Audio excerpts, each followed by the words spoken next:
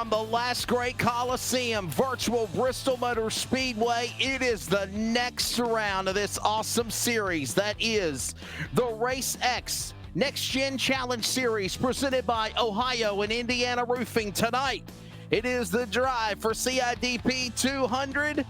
Thank you so much to Cade Green for putting that race on, ladies and gentlemen, on LSR TV. Good evening. I am Wesley Outland, joined alongside Chris Lawrence. Chris, it's Bristol, baby. It's going to be a fun 200-lapper tonight. Yeah, I'm ready, and it's going to be a great time here at Bristol, you know. Underneath this hot sun here, you know, they got this nice Coliseum-like vibe. It's going to be real close action, lots of hitting, lots of misses. We'll see who gets to the fights tonight as we go throughout the night.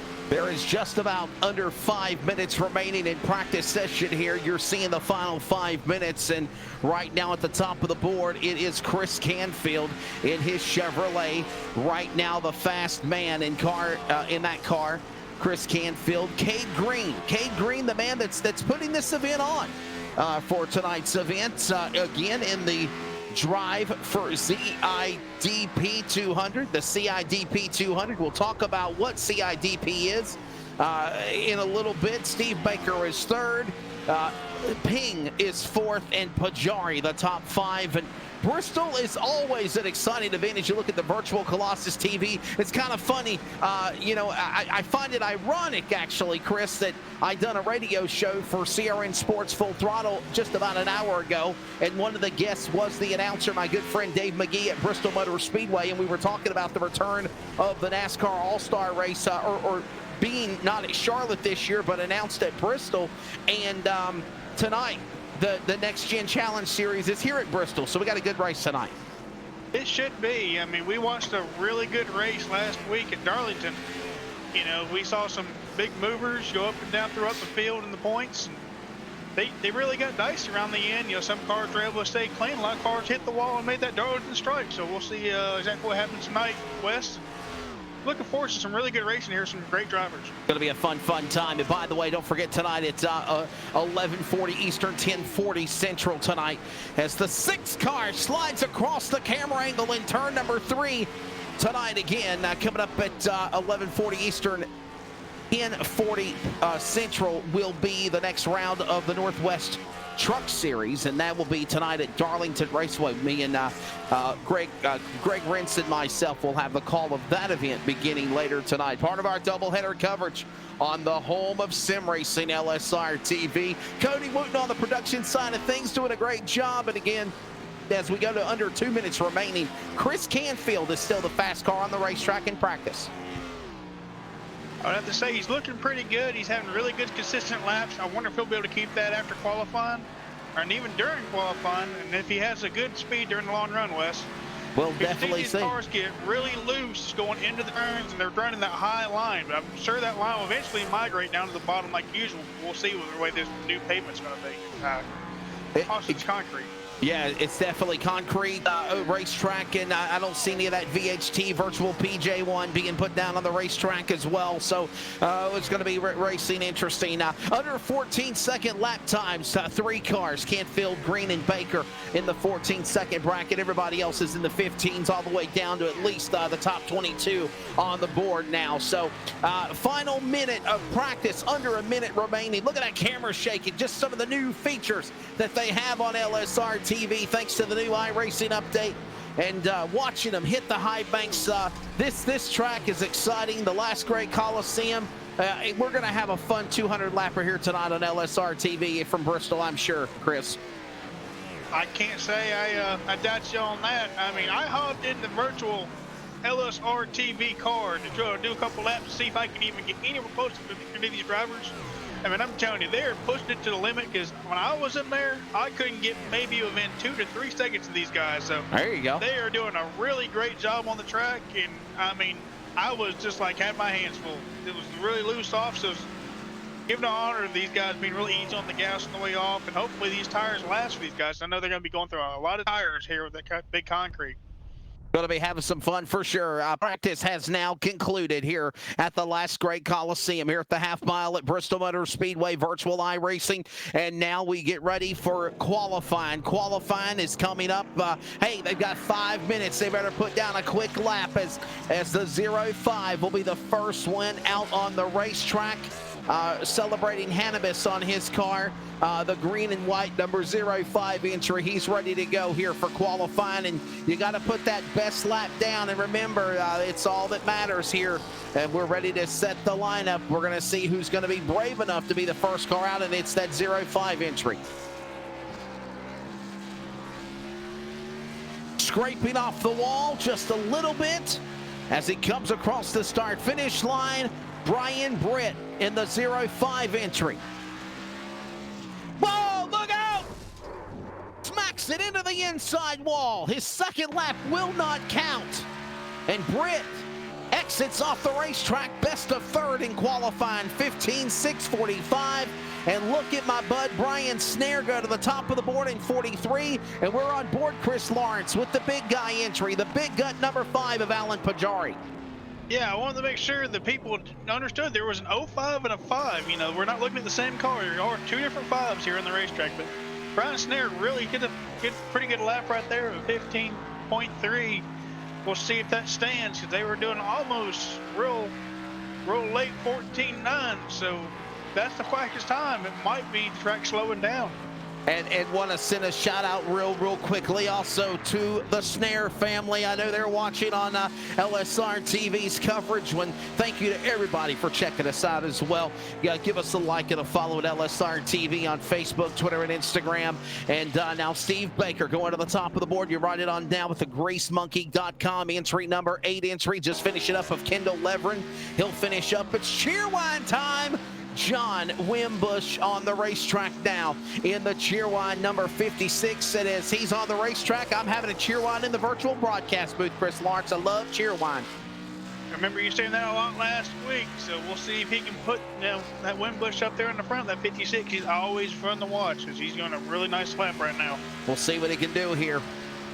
Coming across the line, Steve Baker now. We'll see where Wimbush goes. He'll go right now to 6th on the board now.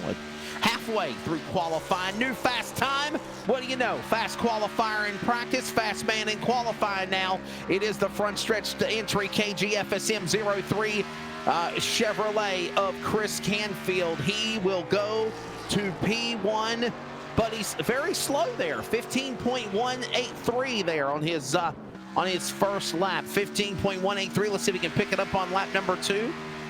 As the 19 car now on the racetrack, taking time, scraping it off the wall. The CIDP entry of Cade Green there, the fighter entry, CIDP Fighters number 19. And that is again the race for CIDP 200 tonight. As Cade Green is on board, we'll see where he ends up. Looks like he smacked the wall coming up. Yeah, sure did. Right there. Yes, sir. One thing I've noticed, man, these cars are like really loose tonight. Yeah, I mean, it's really dangerous right in that top line. Ever since they reconfigured this track, just a little bit with the concrete, the cars seem to be like in that top line. I mean, we always used to see them back in the late 90s and early 2000s, always inside, bump and run. Now it's all on the upside now, so. That's right. If the bump and run comes back out line, hey, as the 91 gets really loose, and looks like he's going to nail the outside walls. He does, just tap just a little bit. The 91 car, the 91W, that's Chris Wood. He's a Wisconsin Badgers fan. See that fancy W on the side of the 91 on the door panel. And so far, 9 of 23 entries have taken time. And Chris Canfield is right now the fast man, 15.123 seconds right now in qualifying. So there is how it stands currently for the moment. Watching these drivers on racetrack, 15.123, I want to say possibly is what their time is. So we're getting all these put together. Good fielded cars, good time. Yes, that was one of those cars. 15.123 right now. Canfield at the top of the board. And I will say this, he's off because I thought he'd be a little bit, I figured he'd be in the 14-second bracket there, Chris.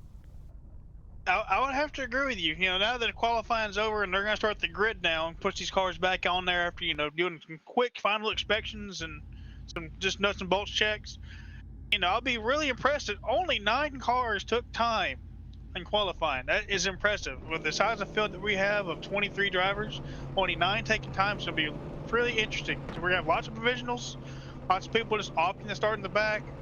So we'll see what happens here. But hey, let me ask you a question since we're right here, you know, under the caution right now, but we doing pace laps. Let me ask. Yes. Now, and the 05 that Brian Britt, the cannabis car. Let me ask you this one thing. Maybe this is a joke for all the fans here. How long do you think that car will run that high line? We'll have to find out for sure. He needs to get some netcode issues first to get in the race. Right now he's blinking and flashing on my screen as the field gets set to go for the drive for CIPD 200 here. Let's give you your starting lineup. The next round here at Bristol for the RaceX Next Gen Series presented by Ohio and Indiana Roofing on LSR TV. Chris Canfield 15.123. He's on the pole. Steve Baker, row number 1. John Wimbush in 56. Kendall Levering in the 8 car. He'll make up row number 2. Yep, then we got the 43 of Brian Snare did a 15.303 in 5th, starting with the 5, not the 05, but the 5 of Alan. I'm not even going to try to pronounce that last name, Wes. I forget. Alan Pajari. Alan Pajari. Yes, Brian Snare and Alan Pajari. Yeah, there you go. Pajari with the 15.348. Followed up in the 7th spot with Tom Quattlebaum Jr. with the 15.4, and Brian Britt, the 05, with the 15.6, starting 8. Yeah, there you go. Row number 5 is going to be Chris Wood in the 91 car. Roy Hyde will start 10th in the 00 from Michigan. Then you've got Brian Littleton in the 80 starting 11th. Troy Radford will start 12th in car number 94. We have the 33 of Brian Mitzkit Jr. starting 13th, with Tyler Hilton starting 14th in the 82. The 19 of Cade Green in the 15th spot, followed by the 84 of Chris Medford. Moving on to row number 9, it's going to be Dustin Ping in the 1 car. He'll start 17th. Eric Blunt in the 6, 18th. Doug Wasaki in the 34, 19th. And Brandon Mefford will start 20th outside row number 10 in the 83 car.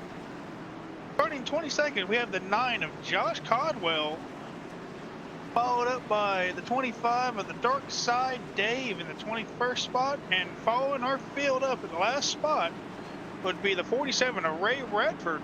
Yes, sir.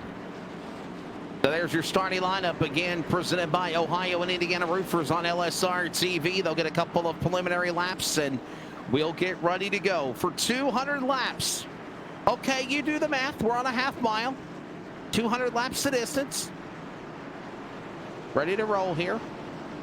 So that is the equivalent of a 50-mile race. Yeah, and assuming that we're probably only going to have one fast repair, we need to make sure these cars stay clean, and they probably only have 75% fuel like last week. So it'll be really interesting to see how long these tires last on this hard concrete. It looks like they're going to be getting ready, I believe, to go green this time by. Here they come. And this is, by the way, a 100-mile race, correct? 200 laps, a half mile, 100 miles the distance. Here at Bristol, here they come to the line. The drive for CIPD 200 underway on LSR TV. Canfield quickly on the jump. We have a race here. The green flag is out. Canfield jumping to the lead as they go to 3. Yeah, but, you know, Wimbush looking pretty good racing early with that cheer wine. And they got a caution on the first lap. Problems. Lap 2. We've got a caution on the speedway. Big calamity there. The 91's caught up in it. So many more. Oh, there's the cannabis car. You call it the weed car. I call it cannabis, trying to be professional. The 05 got a little high. Statement of fact there. Got into Canfield, the pole car. No, that's the 83. My apologies. The 91 got collected. The 34 got collected. 4-car pile up. It's Bristol, baby. Yeah. We're going to see that here. Yeah, it looks like the 5 just kind of gets loose in the middle of the turn. Nails the 91. Oh. Then the 80 kind of spins the rest up, and the rest of them just can't check up. You know, the 83, the 34, all that back there just had nowhere to go. Yep. Tough break for those cars as we go under the yellow flag here. Anybody pitting early? I don't think so. What do you think? What do you think? We're only in lap number 1, lap 2 of this race so far. Chris. I'm assuming if they're going to pit, they're going to try to knock out some of that damage for the people that have damage, and maybe try to go on the tail end of the field and do some last-minute adjustments and try to tighten some of these loose cars up. But for the rest of the field, they're probably just like, why? He's only been on a lap. Why do we even need to come in unless we need new water? Yeah, I don't see them coming to pit road. Canfield, Wimbush, Baker, Leverage, Snare, the top 5. The drive for CIPD 200 in a moment continues on the home of Sim Racing LSR TV after a quick timeout.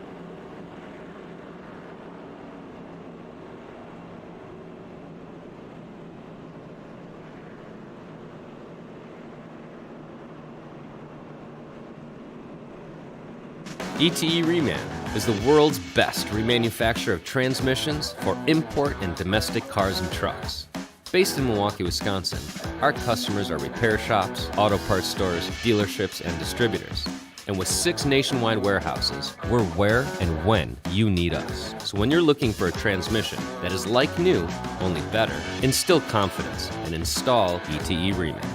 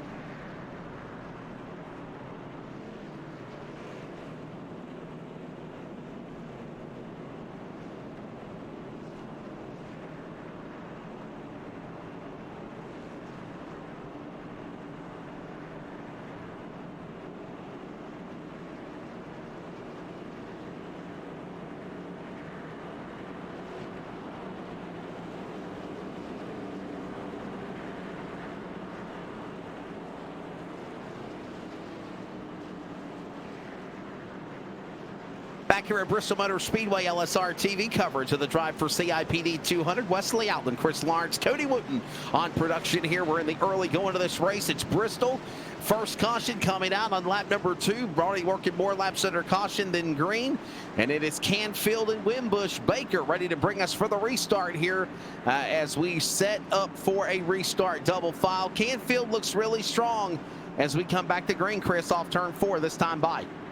Yeah, he looks pretty good. So far, we had lots of big movers. You know, we had the Eric 7 cars up, and the 6 car. He's big, almost one of the biggest movers. So we'll see how some of these guys go as they go green.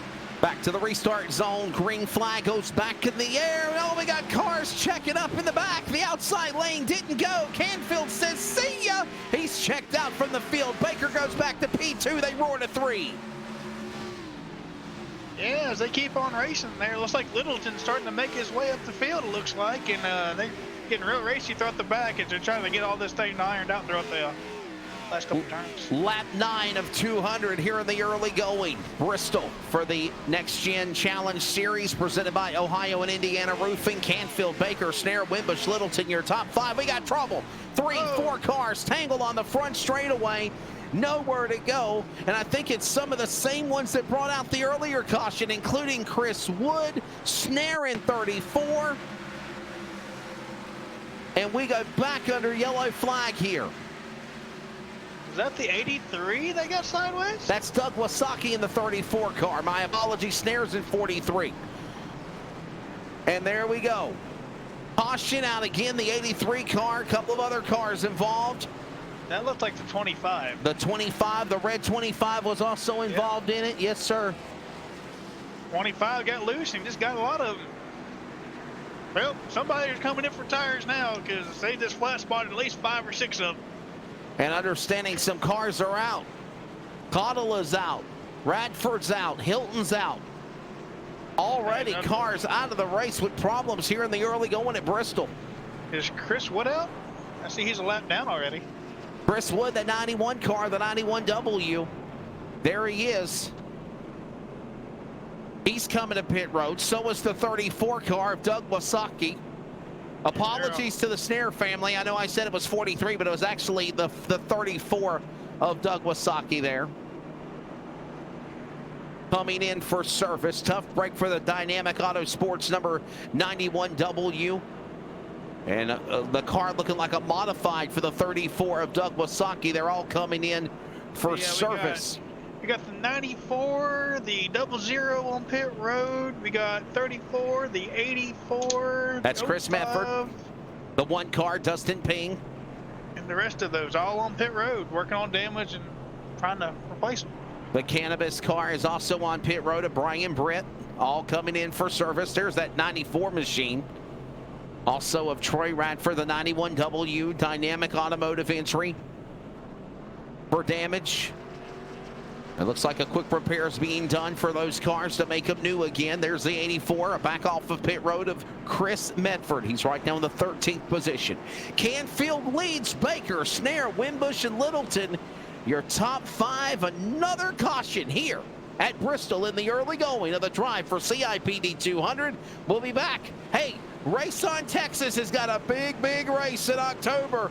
The Lone Star 600. Here is more details about it. Get them ready in the Lone Star State for that big show, whether you can race or be a fan. More coverage continues on LSR TV from Bristol when we come back.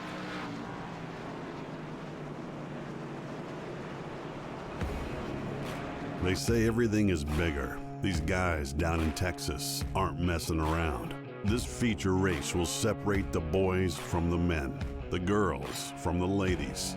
Can you handle racing 300 laps for $25,000? It's not as easy as you think. We don't stop to tow those too weak. We just push them out of the way. We don't run 20 laps. We run 300 each night.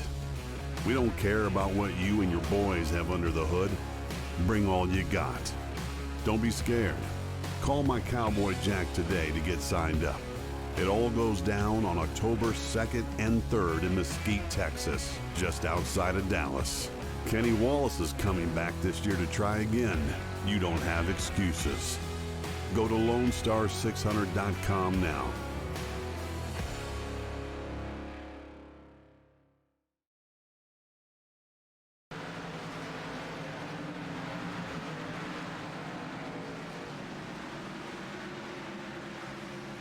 Back here at the Bristol Motor Speedway on LSR TV, lap 16 of 200 complete. We just came back when the green flag waved, and Canfield once again has pulled away on the restart, Chris Lawrence.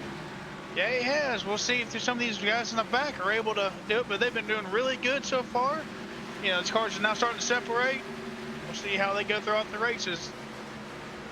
Canfield's doing really good. He gets around Baker. We'll see if Baker can close that gap. A strong run for Canfield, Baker, and Wimbush, Snare, Levering, the top 5. And let's see if we can finally knock off a couple of green flag laps under our belts here at Bristol Motor Speedway as we are again back underway in this event. Hey Wes, you know what time it is? It's cheerwine time, but you take a ride with the 56 of Wimbush here. Yes, sir. I love my cheerwine, Carolina Beverage Company. Cheerwine and Sundrop. And speaking of Sundrop, Bud, we ain't seen our Sundrop car for the last couple of weeks. I know. I mean, it's a really good, tasty beverage. If y'all happen to find one in your local stores, pick one up to you if you want to try, all right? I've always said Cheerwine is a really good drink, and I've always said that Sundrop is the Mountain Dew of the South.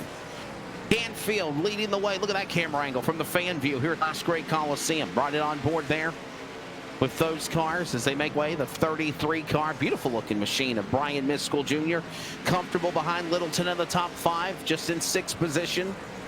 Littleton and Miskell jarring in that mix. I love these camera angles. You watch the 00 now battling on the inside. That's Roy Hyde. By the way, if you look at the little green box where the number position is, well, you'll see it light up. That will give you a good idea. You know what bad news do we have? What's going on? Well, I just now got word from our guy in the pits that Brian Britt, the 05, that wonderful cannabis car we love talking about, he just parked it. Okay, well, good. We can't talk about cannabis anymore, so that's a good thing. All right. By the way, what I was talking about before I was interrupted about the car of Britt being out of the race, if you watch the ticker, you have positions 1 through 23, and when there's a battle for position or a change for position, you see it flash green to red. I like that. That's just one of the new features that LSR TV has. Did you see this battle between Miskell Jr. and the 6th car, and they're fighting for position? Eric Blunt, good racing going on here finally. Yeah, looks very good racing. Littleton's up on the high, so he scraped the wall. Might have a good run off. And he's got to let that guy go. I think some of these drivers are kind of just trying to ride it out for a little bit and just walk some laps. We've got that 33 car, Brian Miskell Jr. Now you see the 5 car, Pajari. Pajari trying to close in on Miskell for that spot. Like I said, if you see the green advance their numerical position. They advance their position on the racetrack. The red means they've lost position. Am I correct, producer? Yes? Okay. That's Canfield and Baker Wimbush. For those that are listening to the broadcast, you can't hear the producer like I can. So looks like we got a good charge for the lead up here, and Steve Baker's really starting to put pressure on Canfield. Here comes Baker. Car number 55 trying to reel him in. Yeah, he was down there on the bottom side trying to make it work. He just couldn't quite get the bite off. So he had to kind of hop back in and just ride for a minute. Looks like our good buddy of the Cheerwine of the 56 having his hands all full of Brian Snare right now. That's John Wimbush. He's right behind Baker for that 3rd position. He's going to deal with Brian Snare. I know we got the family Snare tuning in on our YouTube broadcast channel. Whoa, looking sideways. Little bit. Pajari's car. Pajari got a little bit sideways. He'll lose a whole bunch of positions in that exchange. Saves the car. I think he'll stay in the 6th position now. But he lost 3 spots when he got loose out of 4 a moment ago, but no caution. Yeah, he fell back to 8. Looks like here comes Baker on the inside. For the lead. Run off. For the lead. Baker to the inside. Can't close in on Canfield. Canfield. And we've noticed in the early going as we work lap 35 of 200, they're running the top of the racetrack. That's like the best line around here so far. Yeah, ever since they did that small adjustment to the track, a lot of the new concrete they put here, that's just where the cars like driving now. I mean, we don't understand it. I like seeing them down at the bottom. I like seeing the old-fashioned bump and run, but I don't think we're going to see it until later in the run. As here goes Steve Baker. Looks like he's going to try to get a good run off here and see if he gets it. Riding on board now with Baker for the lead, and Canfield lap traffic in the way as they exit coming off of turn number 2 to the back stretch. Canfield strong run in that Camaro frontstretch.com 03. Up to the outside lane. He opens the door now for Baker. Baker, and they're going to be side by side for the lead in turns 1 and 2. Look at this. This looks like he's getting just a little free on exit. And lap traffic of Dark Side Dave in the way. Going to use him as a pick. And how about Brian Snare? What a run for Team 43. That beautiful Carolina blue and white machine has reeled in the front row. And we got a caution on the racetrack. Caution out for the 3rd time on lap 38. We'll find out what happened. There's Littleton and Blunt. The 84 car's also there. Contact! Oh, look out. Front push. Pushed it up the racetrack and had nowhere to go. Blunt, the Valvoline number 6 car, bounces off the number 84 machine. And that puts us under caution. Tough break for Brian Medford. Let's see it from another angle on a replay. There it is. There's Medford. You're on board with him. Oh! Virtual. Even looks crazy. Hold on there. Yeah, it looks like just Blunt just got a little free and the car just pushed up the track, and unfortunately Medford was there. The only thing he could go was to the wall. Yellow flag out for the 3rd time here in the drive for CIPD 200 here at Bristol Motor Speedway for Chris Medford. After contact with 11th place driver Eric Blunt. Does anybody come to the pits? Yes, they do. Everybody. Everybody's on the pit road. Here they come, Chris Lawrence. Yeah, everyone's coming in. What was really impressive, though, is Troy Radford. He was really making a decent charge the last couple of laps. So we'll see if he's able to continue after pit road. Coming to pit road for service includes Chris Canfield, Baker, Snare, all of them are coming to pit road. And here's the thing, you got to enter pit road in turn 3 and you got to work your way all the way around the racetrack. Yep. So, you think the 91 of Chris Wood's going to roll the dice and see if he can get that lucky dog? I don't know. We'll have to see here. Right now, it's going to show Dark Side Dave cycling off. First, he'll exit first. So a cycle of stops underway.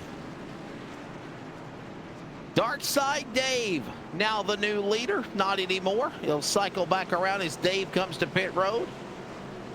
Baker. We'll go back. Man, that was amazing. He just gained 20 spots. Yes, sir. Wow. What do you think of that? Hey, tonight, don't forget, 11:45 Eastern, 10:45 Central. Join us for coverage of the Northwest Truck Series. Tonight, it will be at Darlington Raceway. Should be another awesome show. Greg Wentz and myself, Wesley Outlet, on the call. That will be again at 11:45 Eastern. LSR TV, your home of sim racing, and that will wrap up our racing coverage for this week as well. By the way, I want to wish a happy Father's Day to all the fathers out there. And because of Father's Day, again, this will be our final doubleheader racing broadcast, and we will take off for the rest of the week in observance of Father's Day. So happy Father's Day to all the daddies out there, especially my dad, the best in the world, Billy Outland. And of course, I know opinions vary because you have a great dad also, right, Greg? Right, Chris? That can be questionable. I mean, my dad's been in and out of my life, but all the great fathers, though, I am a father myself, so yes, everyone always has a father. So regardless if they're great, bad, or not, just give them a phone call and go, hey, appreciate you. Have a great afternoon. Have a great weekend. That's right. Happy Father's Day. Happy Father's Day to all of the dads out there. And if there's ones that have passed on, our condolences. We think of them in their memory for sure. Again, ready for the restart here at Bristol Motor Speedway. It'll be lap 44. Down the front straightaway, green in the air. Canfield is going again. Uh-oh, it's cheer one time, and she looks like she's still trying to get around the 55. Oh, he's got a little loose going into 3 and 4. Seeing how they negotiate back down the front straightaway. It's Canfield, Baker, and Wimbush Snare. Watch from the blimp view, high above the last great Coliseum virtual style. Miskell on the inside for that position. That is for 6th and 7th. Up the racetrack goes Snare and Radford. Miskell hung on the bottom, and the outside lane is trying to overtake him. Here comes the 8 car of Leverett making something work, and a wingman with Ping going to 3.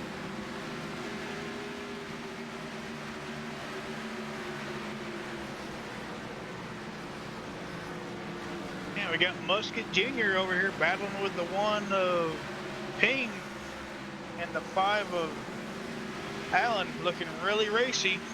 See if they can iron it out as they get down this back front stretch. 48 of 200 here at Bristol. Canfield and Baker, Wimbush and Snare, along with Bradford, your top 5. You're riding high above. Looking at this battle with Leverett and Ping continuing.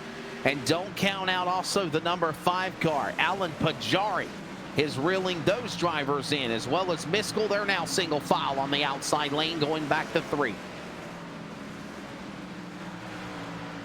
You know what, Wes? Everything's starting to run pretty good right here. Let's see if we can get a crank it up going around here, so we can see what the cars do for the next 3 or 4 laps here. Yeah, we don't call it crank it up. We call it feel the thunder.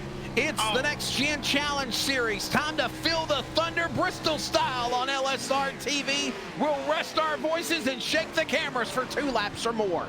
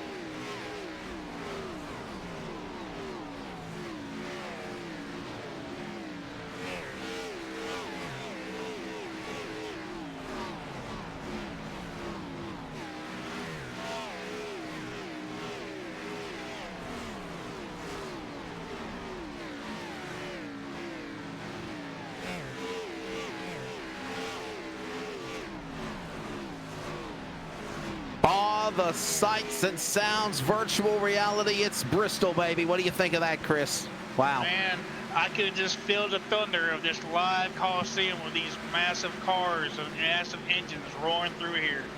I've been watching a lot of the kickers going up and down with the numbers here. So far, I want to go ahead and mention the one that Dustin Payne has gained 10 spots since the start of this race. It's very impressive. It looks like the lowest we have is the 91 so far. It's dropped 9. Also, Carl Bob Jr. has lost 9 spots.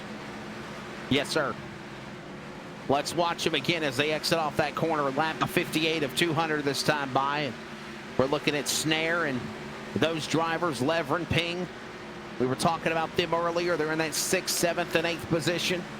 Trying to close in now on Brian Snare. Got a good run Chris Lawrence has got tonight. Brian Snare in that 43. Normally he struggles, has problems, gets caught up in wrecks that's not of his doing. 43, Snare looking good tonight as he bounces off the wall. Levering will pass him for the 6th position. Announcer Jinx, I'm not saying anything else about him anymore. Wes, you got to quit doing this because he had a really good car at Darlington last week, as a lot of y'all watched. And he was up there battling for a while, and all of a sudden, the car just got away from him. So we got to keep an eye on him because he's a guy to really watch. But we start talking about me years, and somehow he hits the wall. I know, yeah. Snare there in that position. There goes the 8 car, moving up to 5th of Kendall Lever. It'll be a wild one for the All-Star race on Wednesday night, July 15th, as they have moved it from Charlotte to Bristol. That was one of the big announcements in reality world of NASCAR done this week. And I'm telling you, you think the All-Star race at Charlotte was wild? Wait till you see this race for $1 million at Bristol. Katie bar the door. Wow. Yeah, hey, look at the car on the move right now. That 94 of Troy Radford really closing the gap up there with these guys catching lap traffic. He is really starting to put the foot in. Yes, sir. The leader is Canfield, but Baker trying to make something work on the inside, looking for the lead. Can he get to the bottom? Can't reel him in. The outside lane will work for Canfield. Baker and Canfield still flip-flopping positions. The caution comes on the track when they're getting racy. Saved by the caution is Chris Canfield. And here's the reason why. I think it might be Wood again in the 91, possibly the 00. Look out. Hard contact with the inside wall. Scampers back up the banking. The 00. And we go under caution again. That was Roy Hyde. Roy Hyde, by the way, coming off of a top 3 finish last weekend in the events for the... Yeah, I mean, I believe he had a 2nd place Next finish, Gen Challenge Series. Yeah, I think he had a 2nd place car last week, and he did really good. He tried to get a good run on, forgot who it was last week, but man, they had a really good run.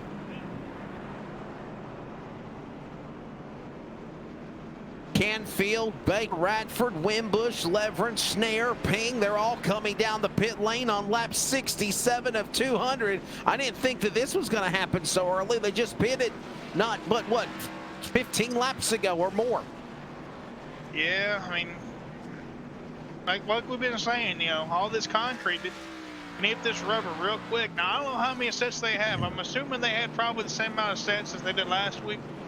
So us being already about halfway through the race, give or take, because we're a little shy of that, but it'll be interesting to see how much rubber they really plan on trying to use. I don't know if they're just doing 2 tires or some of them doing 4, but I assume they probably only have 1 to 1.5 sets left. That's right. In pit stops 1 and 2 are Canfield and Baker. As they exit off of the road, Canfield first, Baker second. The race off pit road there. There goes Wimbush 4th, followed by the 8 car. Levering, there's Little Miskell, all exiting at the line off pit road. Eric Blunt cycled back around for not pitting as the new leader. He'll carry Chris Medford with him. He brought out an earlier caution in the race in the 84 car. They're right now in 1 and 2. And they cycle back around. It looks like Steve Baker second now. Eric Blunt is the leader in the cigar. Caution flag out again here at Bristol. Back with more on LSR TV, your home of sim racing, in a moment.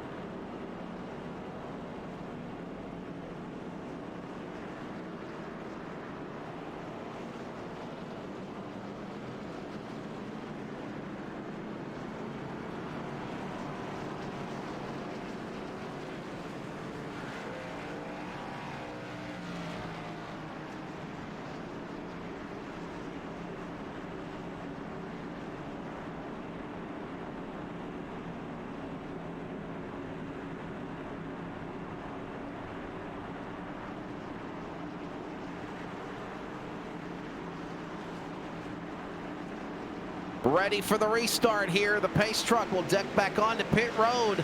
Lap 70 of 200, 130 to go here at Bristol. Blunt to the inside, gives way to the leader. Canfield back to the point again here at Bristol. Yeah, I was kind of surprised Brunt chose to stay out and all that old rubber. I know there's not a lot, but I guess it was a dicey move to try to move up the field, but not looking like it's working on early on. Back down the back straightaway. Here they come, cheerwine time. There's Wimbush. You're running on board with him for 4th and 5th. There's that Ford Mustang, those beautiful looking new Fords. The Ford Mustang, the Ford F-150. Trouble! Turn 4, back of the pack. 2, 3, 4 cars are involved on the high banks of Bristol. And we're under yellow flag again. You saw it from the rear view of Wimbush's car where it all come unglued from there, Chris Lawrence. Yep. Looks like it. Luckily, though, Brian Littleton, and looks like that's Ping. It's Ping's car. Yep. It's a one-car incident after all. One car, Ping. I saw 3 or 4 others get like really on the brakes to avoid it, but it's the one car losing it, going around, overcorrected. There he is. There he is. The other car caught up in it. That's unfortunate. We were just now talking about how decent he was doing as one of the biggest movers in the race. Yes, sir. What a tough break there for the 19 machine of Cade Green, one of the men that are behind the drive for CIDP or CIPD 200 here tonight. And also the one car of Dustin Ping. They're now cycled in 13th and 14th position. Under caution. 125 laps to go. Cade Green coming in for service. Chris Canfield is the leader in the car number 03. And we're going to try to bring him up here in our broadcast booth as we are under the yellow flag. Chris Canfield, LSR TV, you got me. I got you. You are doing a phenomenal job, man. Things are just gelling perfectly with that 03 car. It looks like you're really enjoying driving the outside. How's the race tonight? Yeah, it's fun. If I'm not on the outside, I'm not any good. So I figured get up there as much as I can. And it seems that Steve is faster than me on the long run. So just try to hold him off. We'll see what happens. Got a really, really good run for him going. Chris Lawrence, you got a question for him as we're under caution? Well, I think he's doing pretty good. Who do you think your biggest competition besides Steve might be, as long as you're able to hold that top line? I'm not sure, quite honestly. I haven't really been paying attention to anyone else's speed. I've been just trying to focus on myself here. Well, all right, well, Chris, we'll let you go, buddy. Good luck the rest of the way. Coming up halfway, we'll see if we'll talk to you in victory lane tonight. Appreciate it, guys. That's Chris Canfield, again, the driver in that car number 03, doing a phenomenal job right here as you're riding on board with him. Everything going his way. The only guy I think he has any competition with is Steve Baker in the 55 and Wimbush in the 56. Pajari has now come out of nowhere. He snuck into the top 5, and I'm telling you, I think it's going to be a Canfield Baker show here tonight in Bristol. I would have to argue otherwise. I mean, Radford, that 94 car, he's been looking pretty mean throughout some of these runs. And I mean, I'm looking at kind of my man here in the Michelob Ultra, that 80 car of Littleton. That's right. Really sowed last week. He had looked like almost the car to beat until that traffic kind of bit him in the butt. But I'm assuming he might be just riding, and eventually, say about quarter of this next run, he's probably start marking the run. He had a lot of good runs going for him for sure before he had that incident after. There's Chris Canfield, the man in that 03 car, leading the way. Steve Baker is in that number 2 spot. By the way, the leader has the opportunity of using the inside or outside lane for the restart.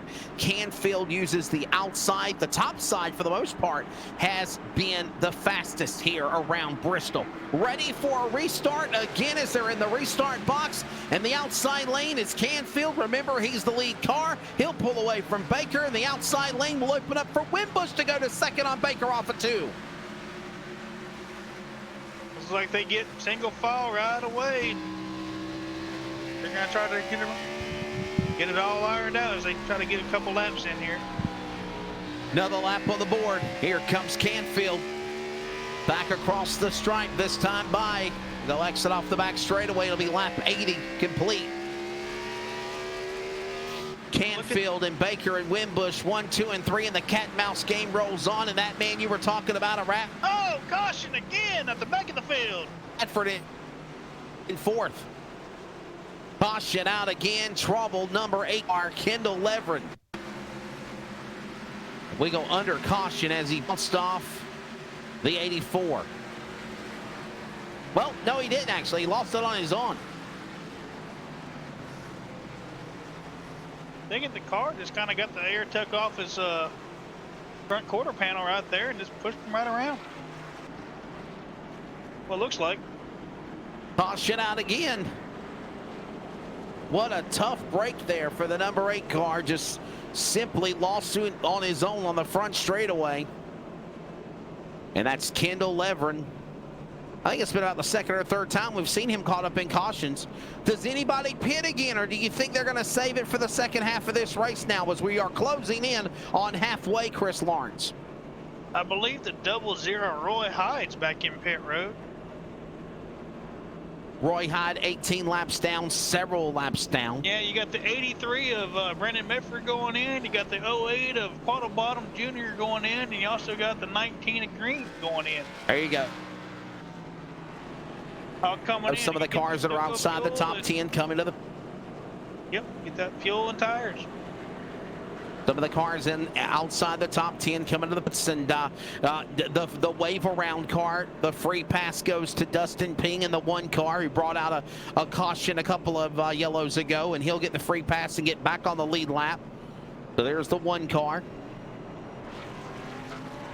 Well, we'll be right back with y'all here at LSR TV as we get a commercial break from our sponsors.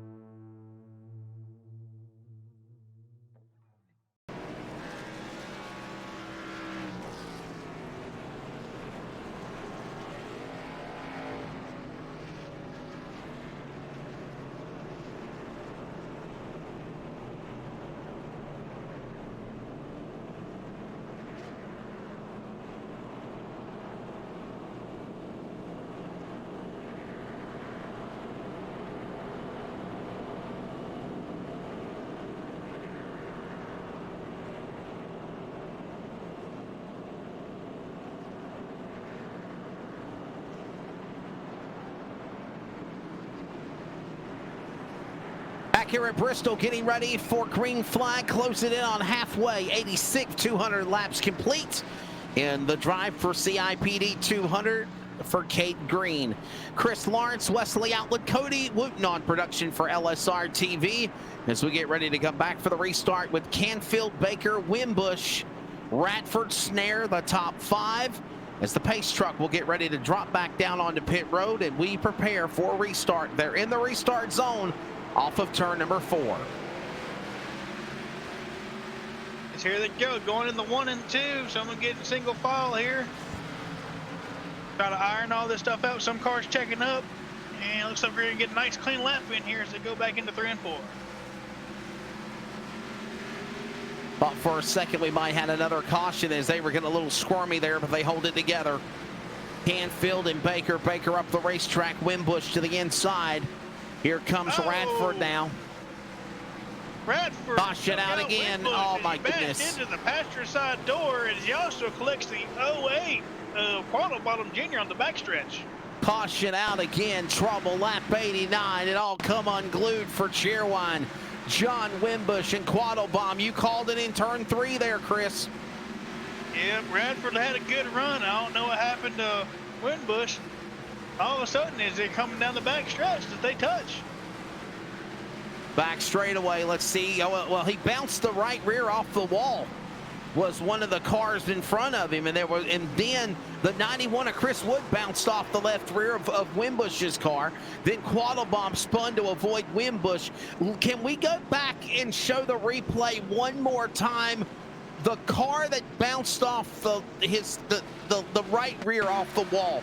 He's the car that caused the accident. Right there. Yep, right there. I did not see that. Yep. There's your culprit. Car number 94, I believe it is. Man, I wish they could say they cut a tire down, but nope, just had to hit the wall. Bounced the right rear off the wall and then got into him, had nowhere to go. So there was the cause of the caution, if you will, on the 84 car of Chris Medford. We'll see if they have any fast repairs on those, as those two are definitely 2 cars to keep an eye on. No, correction, it was Troy Radford of the 94, so it was the 94 car. Right. That's right, Radford's car. Bouncing the right rear off the wall, then he collected the machine there of having nowhere to go, Wimbush, and Wimbush then got in there into Quaddlebomb's car, and so there's the end result. Under caution yet again. Close it in on halfway. Medford's car coming back down for service. There's the leader, Chris Canfield. But hey, so far, it's almost ironing out to be a really good race. Some of these guys are keeping the gloves on, starting to get around there, the halfway point. We'll see what happens. Like I always say, eventually these gloves are going to come off, and they're going to get a little frisky. So it looks like they're going. We see that 43 yes, sir. Ron Snare doing really great. Look where he's at now, up there in the top 3. Hey, way to go! See how he goes. Then we got that Michelob Ultra. Right to Littleton, what did I say? He's back up there in 4th. He's making a charge. Canfield, Baker, Snare, Littleton, Pajari. Well, we're closing in on the first half of this race being complete. Chris Lawrence, what's your thoughts on the first 100 laps? Well, it's been a little more yellow than I'd like to see, and I think the drivers want to see. But we're here at the Coliseum. I mean, they're battling it out, so we can't really complain. But so far, it's been really good. Looks like Top's been pretty dominant. I'd like to see him try to work the bottom end. Maybe see an old school bump and run maybe around the end, but we can only see as time goes on. It's Bristol, baby. Oh, yeah. And that's the type of racing we're seeing. I've seen some give and take, and then I've seen some drivers fighting and clawing for their positions quickly. Yep, 93 of 200 laps here. 93 of 100 laps. We're coming up on halfway. Lap 94 this time by on the restart. And they will come back to green here. Pace truck is in. Behind the wall. Here comes the field. Back to green. And Canfield pulls away once again like several other times on the outside lane on the restart. Yeah. Oh, here goes Biscuit Jr. Gets a really good run down the backstretch. Gains 2 spots as he's trying to get all single file. As the 5 just seems to be not having a really good time trying to move up the racetrack. Got one car really off the pace on the back straightaway there. That's Roy Hyde's car. Back going again here. Remember, watch those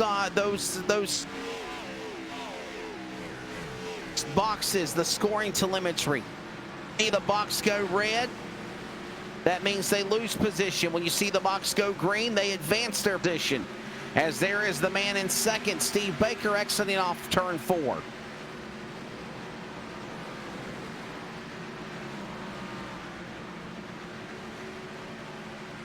Yeah, it looks like they got all the cars now finally single file. They're trying to figure out who's the fastest around here, going into lap 98 now of 200 laps, almost to halfway. As it looks like Pajar, the 5, had just got around the 43 of Snake. Yes, sir. Coming up on halfway in 2 laps. Littleton, how about Littleton? You mentioned him, the number 80 car. Let's show him off in the 3rd position. He's about 1.2 seconds back as he holds off the battle with Pajari for position. And some lap traffic of Miskell Jr. there for third position. He's had a really good run for him. He's doing really good so far.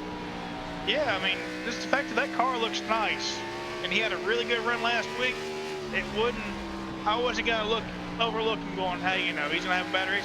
I expected him to have a really strong car this week. Looks back just past halfway.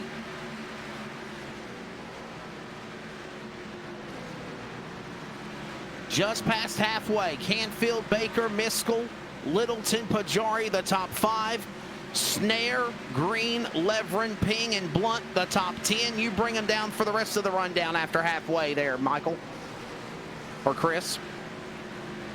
Yeah, it looks like we have the 84 Mitford in 11th, with Radfield 94 and 12, Brandon Mitford 83 and 13, Waddlebaugh Jr. 1 lap down in the 14th spot. Got 91 of Chris Wood 2 laps down. And look, whoa, looks like we have a caution. Oh no, Chris Wood's car into Blunt, into Wimbush. Wimbush on the binders on the inside. And caution out again just after the halfway mark. Oh man, the 8 just got really loose off. That's Levering. Levering lost it, bounced off of Blunt, bounced off of Wood. Wood bounced off of Blunt again, and in little contact, Wood getting in to Wimbush. You paint a picture, that's the way it went down under caution on lap 105 again. So, hey, Wes, let me ask you this. How many sets of tires do you think they even brought to the track this week? Probably 3 sets, 4 sets, if that, I think. You think they have any left? I don't know. Let's look real quickly on how many people have took pit stops and haven't. Let's look at it real quickly as they are coming to pit road again. 2 stops, 6 stops the most by Mitford. I don't know. This might be the money stop, possibly, if they're coming in here now. I don't know, but 100 laps on tires almost? I haven't seen it. Yeah. And but hey, let's give a... You notice that they all are dropping down off of... Let's give a round of applause to this one car, Dustin Payne. He had a little trouble early on, and now he somehow managed his way back up into the top 10. Yes, sir. He got the free pass. Nice. He got the free pass, and he got his lap back, and now he's back the leader of the race. Number 1, Dustin Ping, as pit stops underway for the 3rd time for Canfield and Baker here on LSR TV. Levering, who brought out the caution, he's in for service. John Wimbush is in, and there's the race off pit road. Miskell comes out 3rd. Littleton, Pajari, the top 5 as they exit the race off the pit lane. 92 laps to go here at Bristol. Wow, the drive did Dustin roll that dice or not? Did he take fuel only? I don't know. Wow. And now the car is in the back. Laps down or more going in for service. Chris Wood also out there on the racetrack of the 9th car. He's trying to get his laps back. Also going to note the 08 of Tom Quattlebaum Jr. was their lucky dog, by the way, as he's able to get his lap back. He's down the lead lap.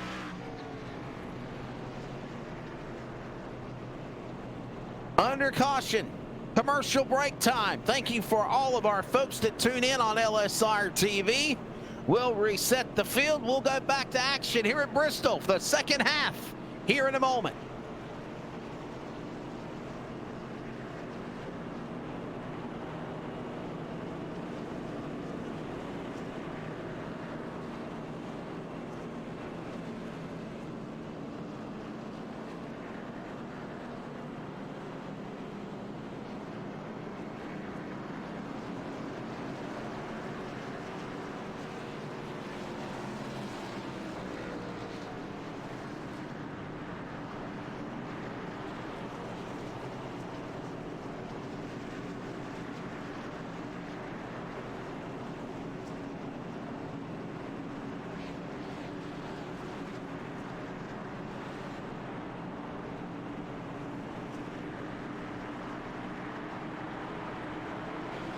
Coming back for the restart here.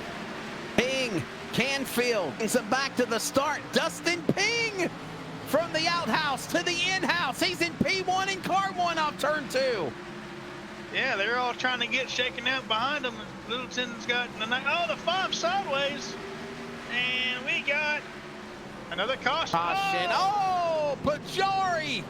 The 83 gets collected. Snare, front end's gone. Tough break for Brian Snare in 43. It all comes unglued. And it started with Pajari in the 5.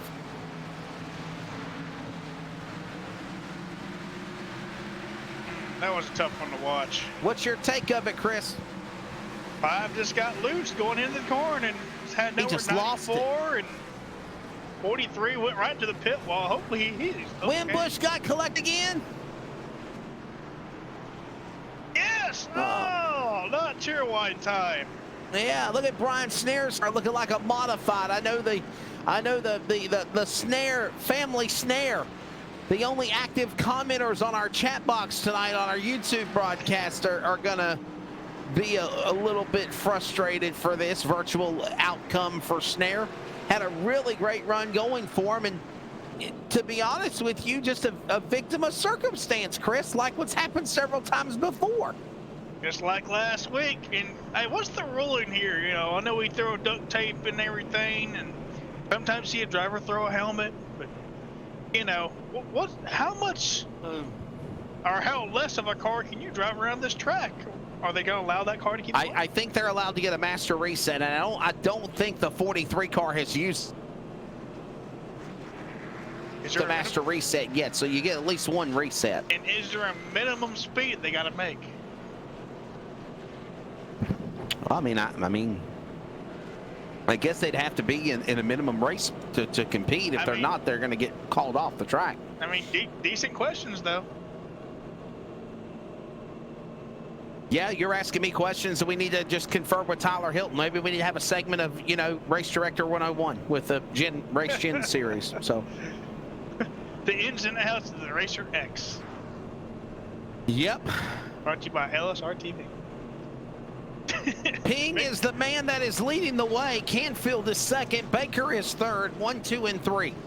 Miskell Jr. fourth. Littleton is in fifth, and that's the way they stand right now in the top 5.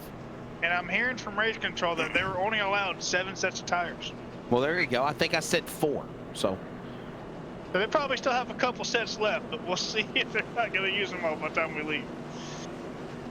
Working just under 80 laps to go here. As we are under the caution flag again, Dustin Ping.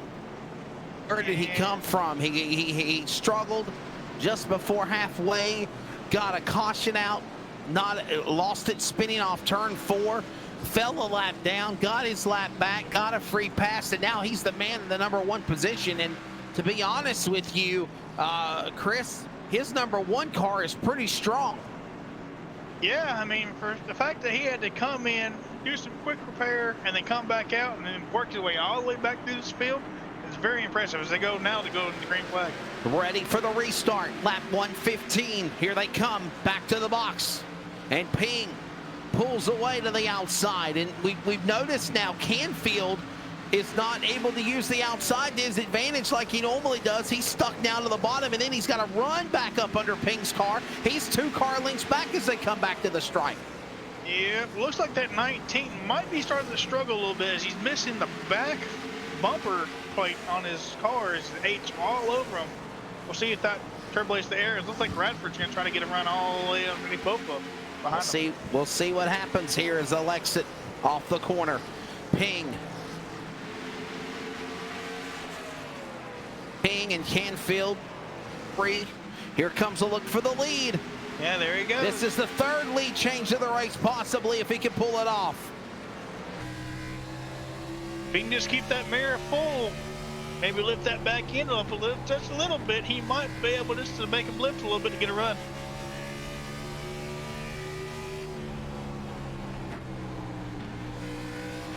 Look at that. Yep, I was also checking in with the Snare crew. And the to the inside. Oh, here we go. Run for the lead. And here comes Baker opening up the door with Ping's car to the outside lane, and he's trying to pull back Canfield to third. Miskell now in the battle, and Middleton to follow. Littleton in 80. Wow, Canfield has his hands full down there on the inside. And believe it or not, you can draft at Talladega, Daytona, Canfield's same at Bristol. around. Oh, no. Oh, as he collects, looks like the 19. And the 8 get involved. What a tough break here for the driver at Canfield. Contact made, goes around. Yellow waves. We go back under caution. That's how it is down here at the Coliseum. You know, you try to hold that brake, and you're in that turn, you can't hold it. And it just rolls down the track and just gets another guy. Ping still leads. We'll take a quick break. We'll be back with more coverage on LSR TV here in a moment.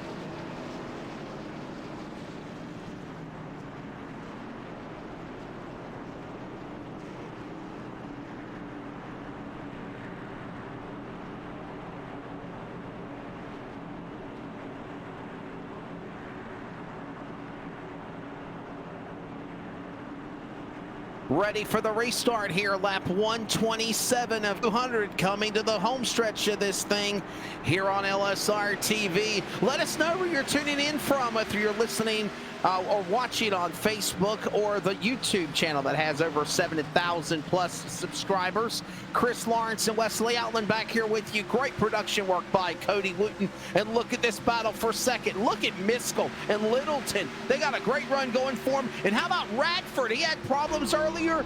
Michael, what a good run for him now, Chris. He has moved up into now the top 5. Yeah, I mean, that's a good bounce back. We'll see if his car is still with him as he's trying to get around Littleton now, it looks like. But everything's doing pretty good up here in the top 10. Yeah, I think I said Brian Michael, and it's actually Brian Miskell again. So there is actually the man in the 4th spot of Littleton.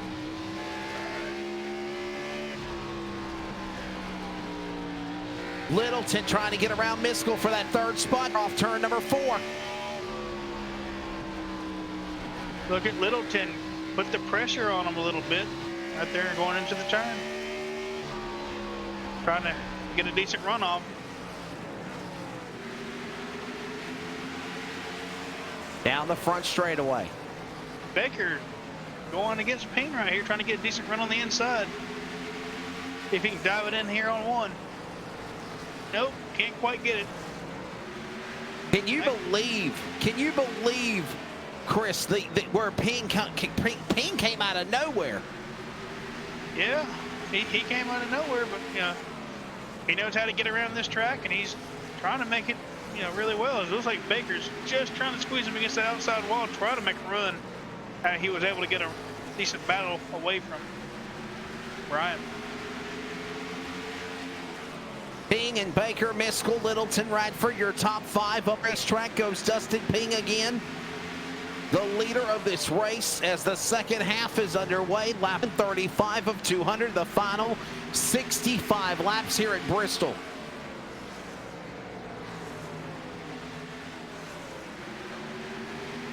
What are your thoughts so far, Wes, as the race keeps on going on at lap 136 in the books? Well, it looks like everybody is playing nice and biding their time. The man to beat is now Dustin Ping, which I find very surprising. I feel bad for Chris Canfield. A tough break for him in the 03 car. He had such a great car, you know, in the first half of the race, and then a victim of circumstance, fighting for position, and now he's out of the race or pitting, and we have another caution out. Problems for the number 19 is what my producer is telling me. Cade Green and Snare get together in the wall.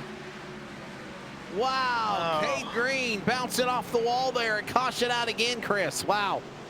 Well, at least Nair kind of was part of the cause, but he didn't tear his car up anymore. I mean, he doesn't have a front end on it, but hey, at least he's still racing. Back in the wall.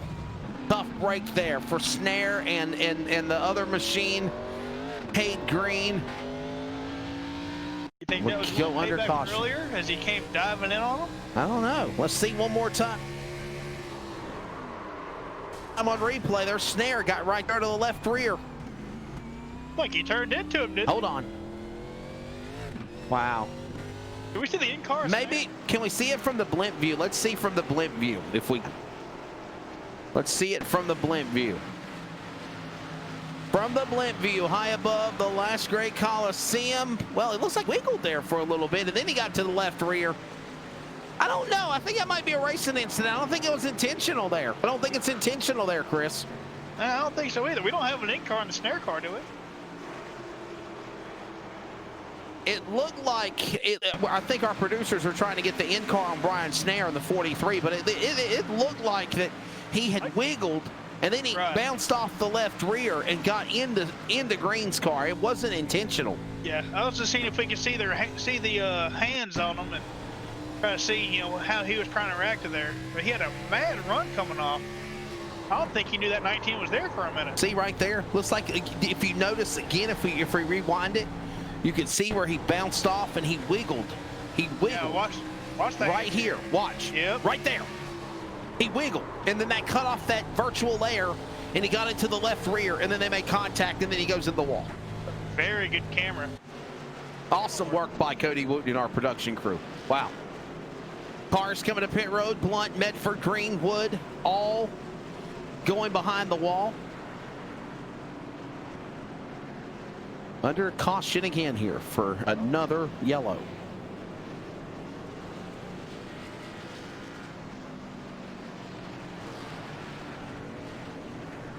Well, you asked me what did I think of this race so far at Bristol. What do you think so far as we get ready for the second half? Well, Chris? it's been very entertaining. I mean, I noticed we got our buddy Winbush. It looks like he's now possibly in contention for the lucky dog. But you know, we've seen lots of cars go up and down, and I'm kind of surprised Troy Radford. He's back to the point. I didn't think that was possible.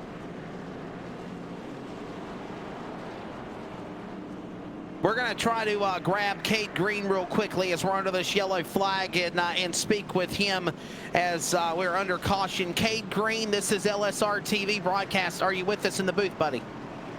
Yes, sir, I got you. Well, first off, I know you just had a caution here and tough break on that for the 19, but the race for CIPD 200 and you sponsoring it, talk about what CIPD is. The CIDP, it's a form of the Guillain-Barré syndrome, which that I have. It attacks the nervous system, causes you to go numb in certain places in your body at times, and there's really no cure for it. At first I thought I had MS, but they found out it was just CIDP, which is not as bad, but it still sucks. And this race is a special way to bring out awareness in it for sure, definitely. Oh yeah, sir, definitely, because there's really not much known about it, you know, and it's just not a very popular thing. It's very rare, actually. It's a lot more in the older generation, but it's not normal for kids my age to get it, but I'm one of the lucky ones, I reckon. Well, Cade, we'll let you go, buddy. I know you're still in this race, even though you're damaged. Thank you so much for joining us, for sure. That's Cade Green as we go back for the restart. Again, just one of the men that are behind the race for CIPD 200, and our thoughts and prayers with that young man. There's no cure for it. But, hey, look, even though his bodies and bones go numb, Chris, he still enjoys iRacing, enjoys esports, and he's racing, having fun. And we go right back under caution again. Yeah, what happened? We'll find out. We'll find out here real quick. Oh, no. Our Leverance car bouncing off the inside pit wall going to turn 1. And that's the cause of the yellow.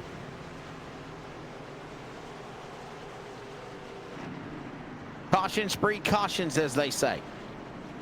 Yep. I've lost count how many caution flags we've had in this race. Hey, let's put up our little telemetry thing here, Mr. Producer Man Cody, that shows how many cautions, how many laps to go. What kind of crazy chaos we've had so far here at Bristol. Trying to keep up with our caution count. I think the record on iRacing was 21 or 22. We don't? Oh, okay. Well, it's in the works now. It looks like 94 is going to be giving up his spot to go on pit road. He is. Mefford going to give up 4th position to come to pit road. Wow. And you also got the 5 Alan Pajar in. You got the 19 of Cade Green. We just done talking with him. Dustin Ping. You got the 56 of Winbush. He's in. And you also have the 03 of Canfield back in working on his car.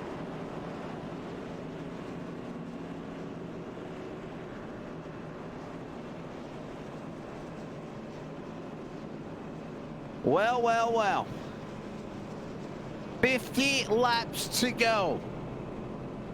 Coming up, commercial break time. We'll thank some sponsors from Race On Texas. And we'll be back for the restart on LSR TV, your home of sim racing. Steve Baker now back out in front after a cycle of pit stops. ETE Reman is the world's best remanufacturer of transmissions for import and domestic cars and trucks. Based in Milwaukee, Wisconsin, our customers are repair shops, auto parts stores, dealerships, and distributors. And with 6 nationwide warehouses, we're where and when you need us. So when you're looking for a transmission that is like new, only better, instill confidence and install ETE Reman.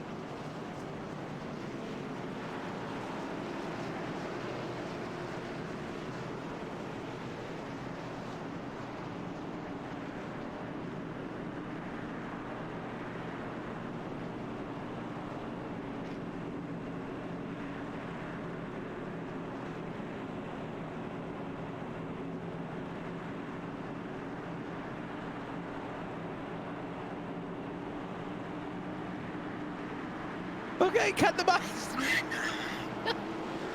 Getting ready for the restart.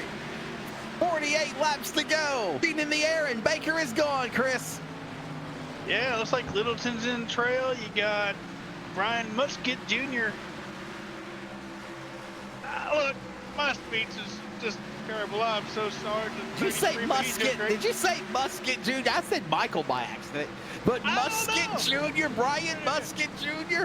And look, where did Bedford come from? He's back up there battling for fourth. Yes, sir. Had a caution earlier in the race. He's battled back. Look at Eric Blunt, man. He's in the top 5. Brian Snare is in 6th. Looking like a modified car. He's in 6th. Look at that. Justin Payne working his way back up right behind Troy Radford. His car is on the move. His car is all messed up, junk in the front gone, and he is in the 6th position on the lead lap. Look at Brian Snare go. Yeah, let's hear them Snare fans go. They got to be cheering. Hey, look at that visibility. He has perfect visibility. Look at the wheel shaking. Look at the virtual wheel shaking on that car. Yeah, it looks like Radford's right there. Radford actually. Trying to give it a run. Trying to close it on Musket. Hey, let's take a row of Troy Radford to 94 and see how he's doing working around this track. Yes, sir. Justin Payne in trail. Look at the 84 car. That's Chris Medford. And look at this gaggle of cars off the back straightaway. One wrong slip. Look at Ping. He's going to carry Pajari with him. Slithers his way in front of Snare in the 43. You know, one car we have not mentioned very much is Tom Quattlebaum Jr. Tom Quattlebaum, yeah. Yeah, he's slowly sneaking into the picture. He got his slap back with a lucky dog as he's now slowly starting to work his way back through the field. So it might be someone to keep an eye on. The drive for CIPD 200 is closing in on the final home stretch of 3/4 complete. 40 laps to go. Baker, Littleton, Miskell, Medford, Blunt, the top 5. Here they come again, exiting off of 4.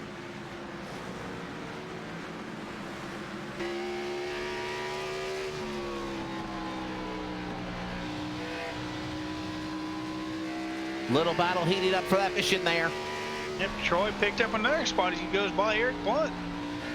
Yes, sir. We were talking about Snare. Snare's now fell by 9th in the top 10. And there goes the 84 car. Medford has moved up to 4th. Looks like also Pinson try to get around him also. Whoa, Blunt up in the wall! Blunt into the outside wall. Ping will pass him. Pajari on the bottom as well in 5. He'll fall back now to 9th. You see where that screen, the ticker shows 2 spots advanced for Pajari and Ping. Blunt lost 2 and went red. Everyone else went green. I love this new ticker box that they have for LSR TV. Look at that, Chris Medford. Let's take a look at the manufacturer. Let's take a look at your manufacturer standings. I don't think we've done that tonight as we look here. All Chevrolets in the top 7 by Baker down to Pajari. Then you got a Ford of Blunt, 2 Chevrolets with Quattlebaum and Snare. There is more Fords, more Chevrolets in the field compared to the 5 Fords and 1 Toyota by Radford. Chevrolet strong tonight. Man, that man on the move, though, is that Chevy Camaro, Troy Radford. He had Dustin Payne in tow. Payne's fell off his back door just a little while, a couple car lengths. But that Troy Radford is on the move as now Littleton and, is that Medford? Yeah, it is. Yes, it is. For second spot. Look at Medford now. What a statement he's making. In car number 84, another driver. I would be hard-pressed to say that every car that is on this racetrack, Chris, has had some damage or another from Bristol tonight, and they're still in the hunt for things. I could not agree with you more, but looks like right now, consistently looking at the tickers, the 84 Brian Medford is 2/10 faster than our leader, Steve Baker. Ping up the racetrack, Pajari down to the inside, trying to get passed by Miskell Jr.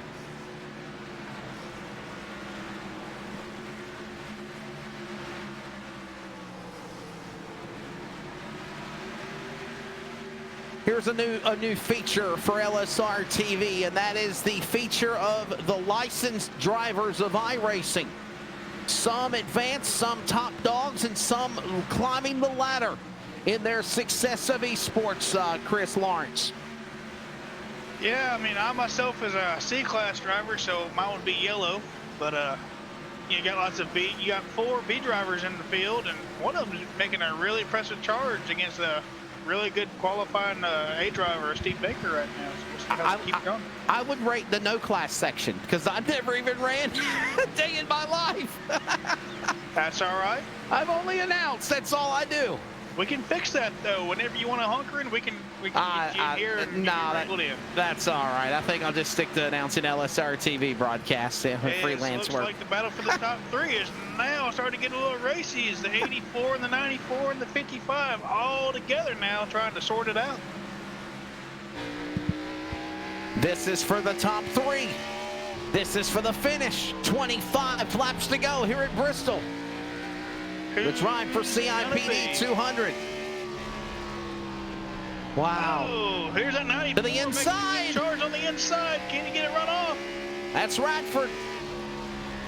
Looking for that spot. They're 1, 2, and 3. Giving him plenty of run as the 84 now down below. I'll tell you, Chris, it looks like Medford and Radford are trying to hook up and become tag team partners to double team Baker, and they're doing it to the inside. I'm thinking they're just trying to get the timing of Baker to figure out where he's hot, where he's loose, and figure out the timing of where he's braking, and then try to capitalize. It looks like they're trying to make a move. Gonna get the run here. It looks like nope. And I'll tell you something else as well. While they are fighting for that position, trying to move by lap traffic, you see them going by Woods and the 19 of Green and all these other lap cars. They are also allowing Ping and Pajari in 4th and 5th to close in on that gap. There they are. There they go. They're closing in on it, but they just got pinched in by lap traffic by Canfield and Wood. I would like to see this thing go green the rest of the way, but I don't know if the geese call hates the way this close race is going to happen. Is going to keep it that way. I mean, they're all over the track. There's battles everywhere. Race for the lead, continuing up racetrack. There's Baker. Baker 1 minute has Radford as a wingman. Then he'll go and jump and take the side of Medford. Medford on the inside. We got to go 3 wide for the lead. Are you kidding me? Oh, I thought we were going to go 3 wide. Haiti bar the door in Bristol, ladies and gentlemen. It's Bristol, baby. Reality or virtual. What a show they're putting on tonight in the Next Gen Challenge Series. Come on, Steve. Grab that wheel. Don't even look in the mirror. Just drive. Don't even look. 17 laps to go. Baker under attack to the inside. Here comes Medford looking for the lead. Medford, Baker, 1 and 2. New leader. Medford pulls away and pulls to the bottom as Radford Hill down, pulled to his help to Baker back to the outside in 1, and they bounce off one another. Yes, Chris Medford leans a little bit on Steve Baker as he goes around him. It looks like Troy's going to now take his shot at the LSR TV 55. Baker goes up the racetrack to the inside. Radford will now pass him for P2. Door to door, and this allows Medford to pull away with under 15 to go at Bristol. What a show at the end of this thing. You still got Dustin flying up on him. Can he have anything for these top 2 if it stays green? What a performance for Medford. He had problems earlier. Bounced off the wall, had damage, brought out cautions 2 or 3 times, rallied, come back through the field, and now he is leading the way. And he is actually pulling away from Radford and Baker. I wonder if they've used up their tires. What do you think, Chris Lawrence? I don't even know how to comment on that. I mean, we've seen him come in and out of pit road numerous times.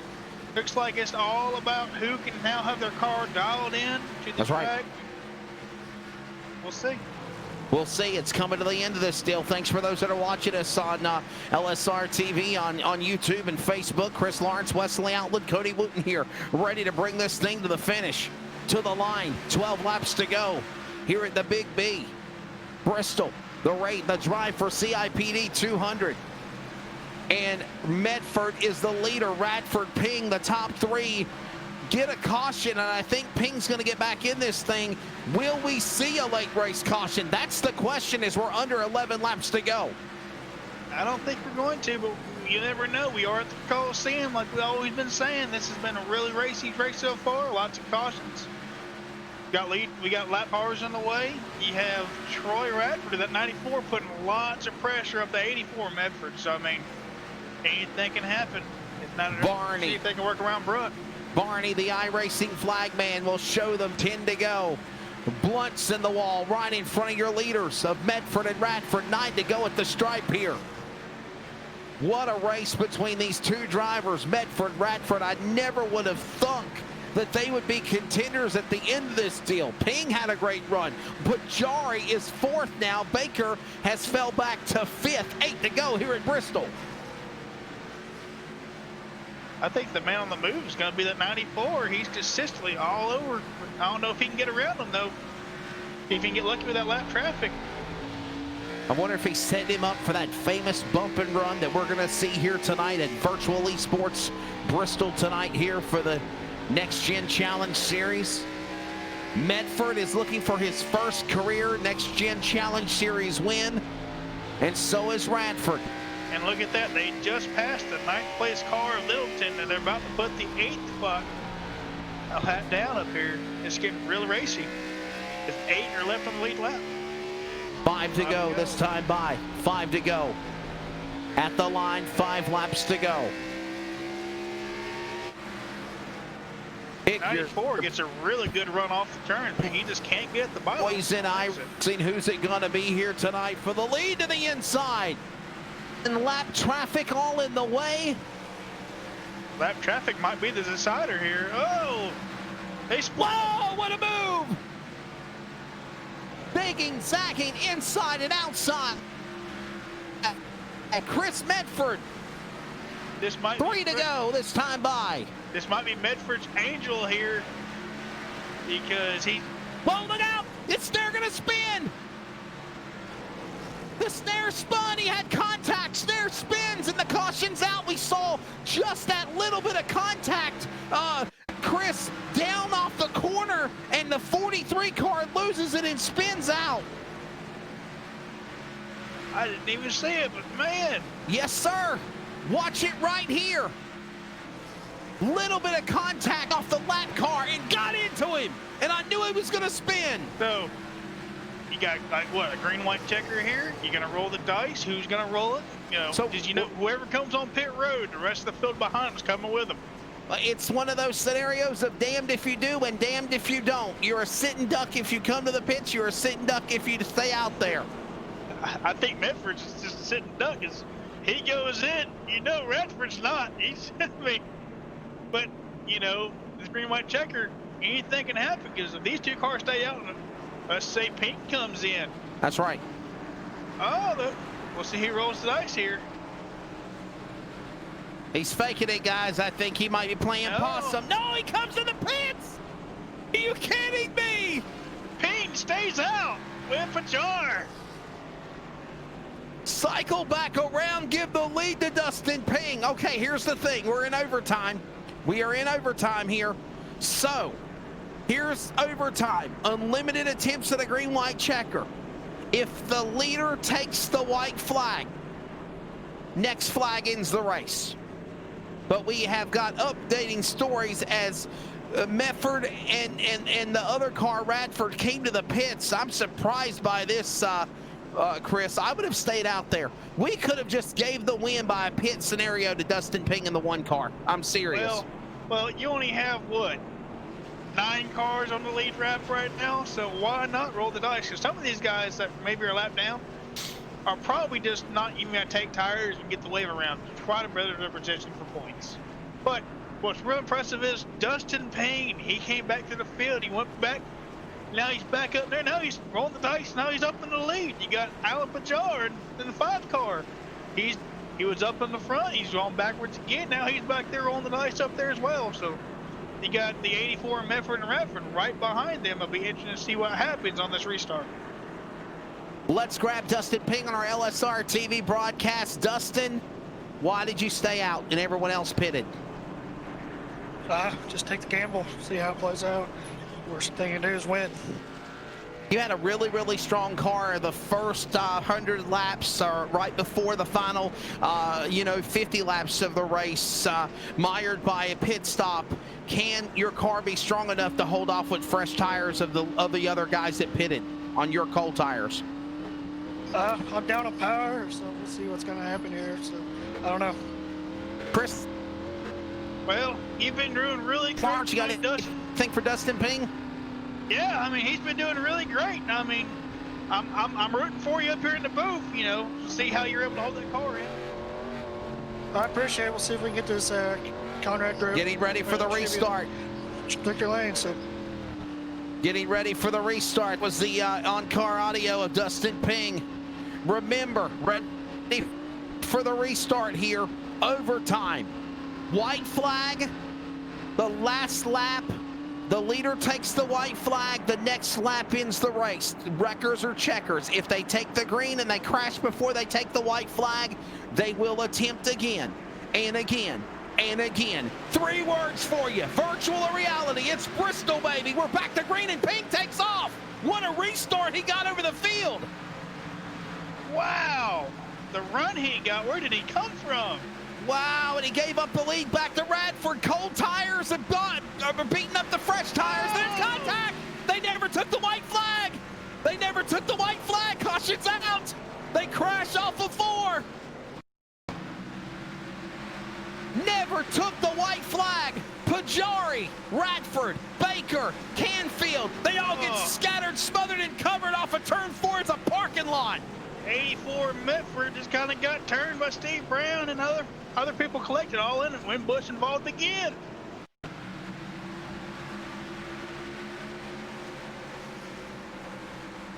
They never took a white flag.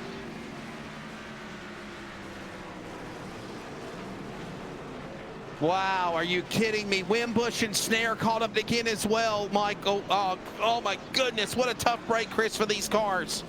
Very, we'll see how this goes. Dustin now has another shot. We just now talked to the driver. We knew 94 was going to be quick. 84 just kind of got taken out in that wreck right there. That 5 is back up in the spot as well, so we'll see. And they'll set themselves up again. I was wondering, man, you saw the restart. Man, Radford just took off away from Ping. Ping got a great restart, but Radford reeled him in with those fresher tires and passed him like a sitting duck. Did Ping even get going is the question. Did he spin? Can we look at the restart, the last restart? Can we go back that far, producer, and see the restart? I wonder if we could possibly go back and look at that. Or even did Pajar spin, because, man. All right, here's a look at the restart here. I'm wondering if Pajar slipped and Ping got the jump and then the 94 got him. We're gonna find out on the restart here. The pace truck is now coming onto pit road. Look at Ping. No, he didn't spin no tires. Look at where he took off. Ping took off and Radford just ran him down like a dark alley mouse running after a cat. And reverse those roles. The dark alley cat after a mouse. And he reeled him in and caught him and passed him. And then there's the big one. And they never took the white flag. All right, Wes, we got to calm down here. You think Dusty can possibly get a run on the inside? Or you think Radford's going to just run away with it? And you got Baker with fresh tires. Man, I don't know. But I don't think he's going to be able to really get that much of a run when these other 2 cars are below him. Yeah, and you know it's going to be a double file restart. And I'm telling you, don't count out Pajari. Count out Baker. What a race. What a race here tonight. Holy smokes. It's Bristol, baby. All right. Their battle helmets are going on. They're tightening those belts. They're getting ready here for battle at the Coliseum here at Bristol. Overtime number 2. Now remember, if they take the white flag, next flag ends the race. If they don't, just like you saw this go around, we'll go again and again and again and again to decide the winner of the drive for CIPD 200. Here we come, back for the restart. Steve Brown gets a really good restart behind Radford. That's Baker. Baker pulls away from from Radford, but Radford, fresher tires, setting sail. Making his presence felt. Pajari a little loose here. They come to the line. White flag. That ends the race down the back straightaway. Final time. Another first-time winner for the Next Gen Challenge Series. Troy Radford survives a wild one in the drive for CIP 200 at Bristol. What a show. Followed by Steve Breaker in second, Brian Littleton third, Dustin Payne fourth, Tom Quattlebaum Jr. comes in at fifth. Race total 212 laps. It was 212 laps, the total distance, actually 211. It was 211, an extra 11 laps to decide this thing when it's all said and done. Troy Radford is the winner over Steve Baker. Littleton, your pick in the 80 car, had a really good run for him. Dustin Ping, nothing to be disappointed about. He had cold tires over everyone's new fresher ones. He settles for fourth. And how about Tom Quattlebaum Jr., a top 5 Very well. As you see, finish here at Bristol tonight. Radford doing his victory donuts here at LSR TV. Celebrate good times. We'll be back with the top three here of this commercial break.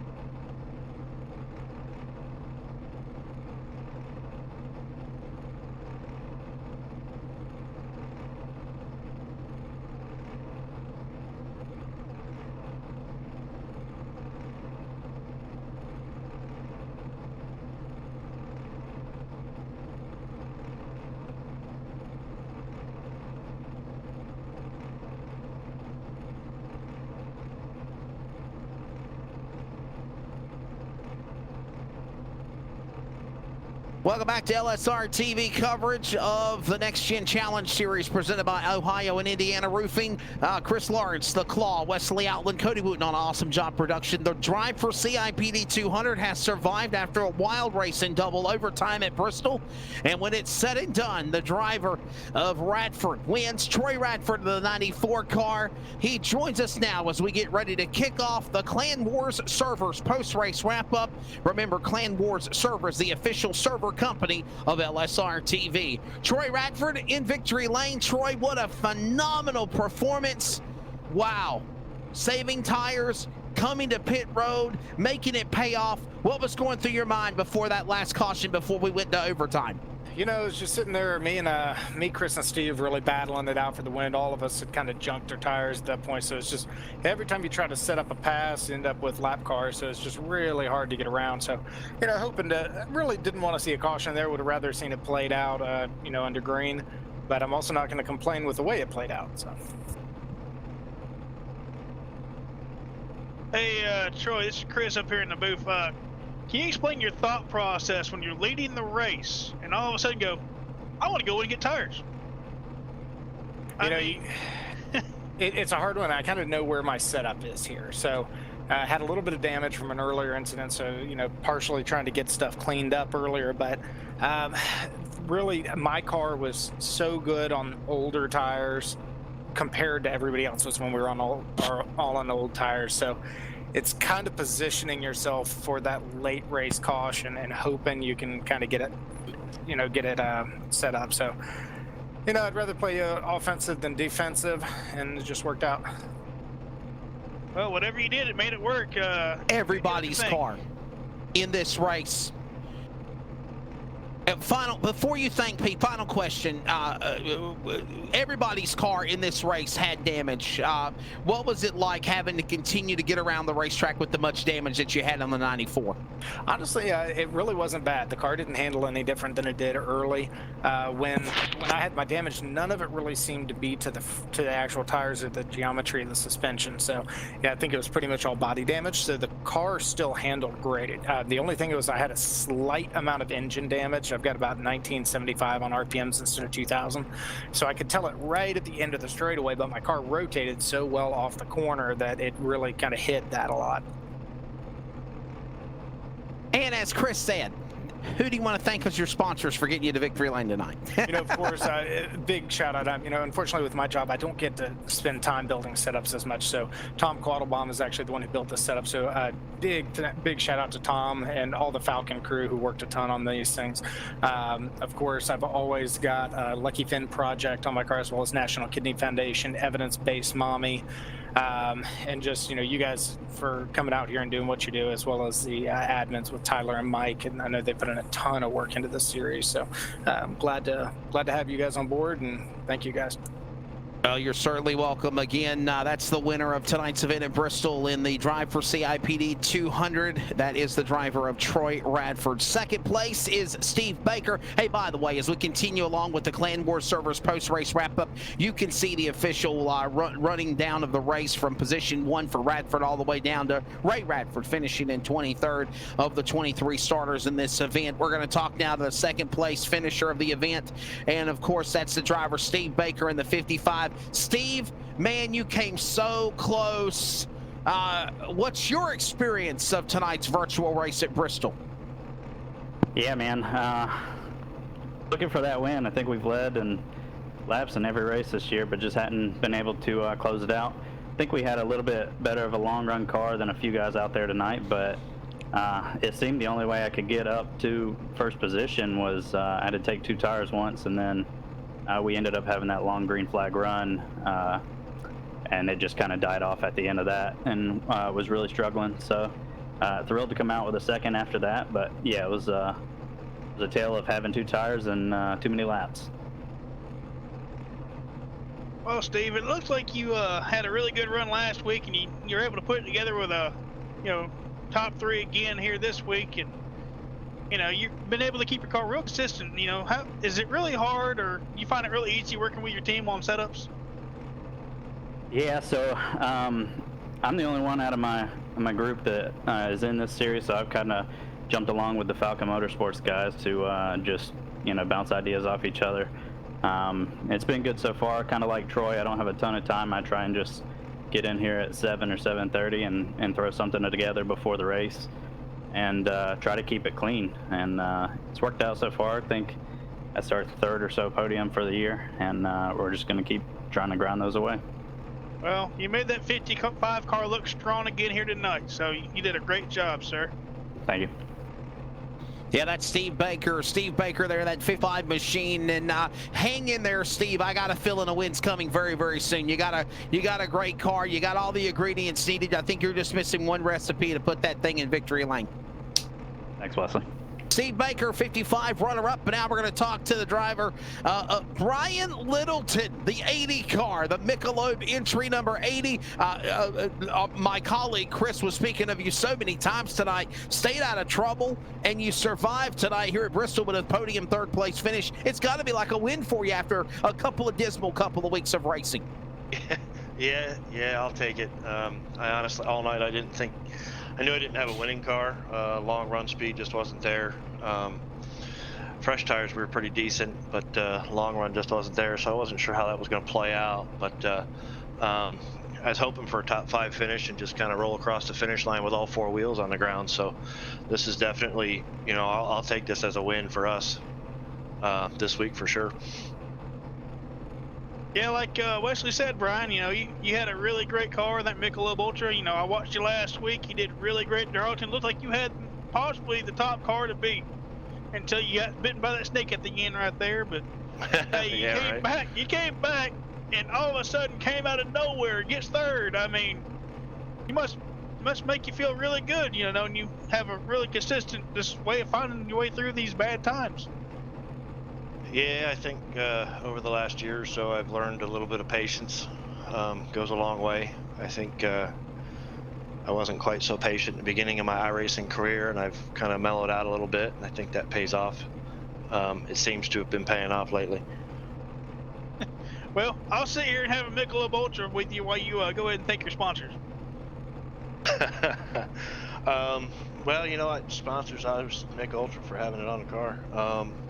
Yeah, Henning's Trains will be showcasing here in a few weeks. So we'll give them a shout out. You can look them up online. I just thank the wife and the kid for allowing me to do this as much as I do.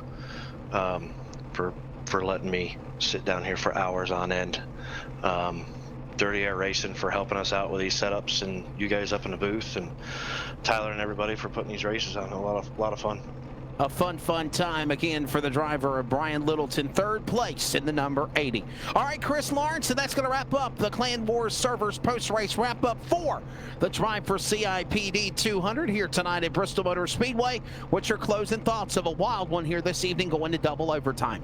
Well, we got to see a very great race, and I just can't wait to see these drivers get back next week or week after and really watch them shake them back up on this lovely track. A great time, a phenomenal event. All these cars with damage one way or the other, they fight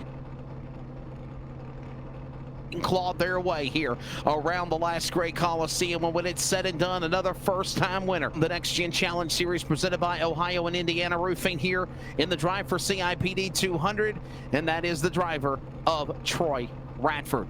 Awesome production by Cody Wooten, and of course LSR TV, your home of sim racing. If you're interested in any broadcast coverage, go to livesimracing.com. Thank you also to Clan Wars Server, Saw Blade, and so many others. Again, thank you again to the Drive for CIPD 200 here tonight at Bristol. And again, the next round, next Thursday night, continues for the Next Gen Challenge Series. For, again, Cody Wooten, for Chris Lawrence, I'm Wesley Outland. So long from virtual Bristol Motor Speedway.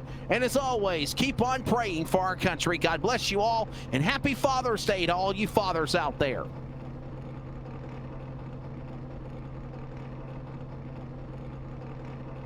This broadcast is the copyrighted work of LSR TV and may not be rebroadcast, retranslated, or used in any form without the express written consent of 52 Media LLC and iRacing.com Motorsports Simulations. LSR TV would like to thank you for your support, and we hope you enjoyed tonight's broadcast.